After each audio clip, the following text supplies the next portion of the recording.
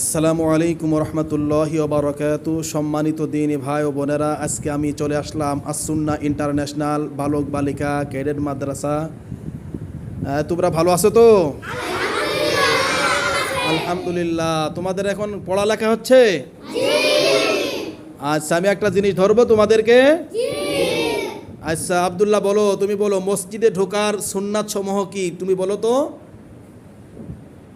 মসজিদে ঢোকার 5টি সুন্নাত। 1 নাম্বার সুন্নাত বিসমিল্লাহ বলা। 2 নাম্বার সুন্নাত দুরূদ শরীফ পড়া। 3 নাম্বার সুন্নাত দোয়া পড়া।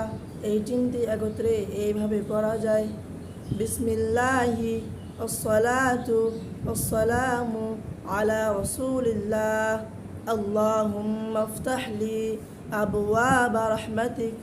4 নাম্বার সুন্নাত ডান পা দিয়ে প্রবেশ করা। 5 নাম্বার সুন্নাত ইতিকাফের নিয়ত করা। মাশাল্লাহ মাশাল্লাহ, সুন্দর করে তোমরা তো বলতে পারলে। মসজিদে ঢোকার 5টি সুন্নাত সমূহ তোমরা বলতে পেরেছো, এই জন্য আমি খুবই খুশি হয়েছি। আমরা সকলেই আল্লাহ তাআলার কাছে শুকরিয়া আদায় করি। সকলে বলুন আলহামদুলিল্লাহ।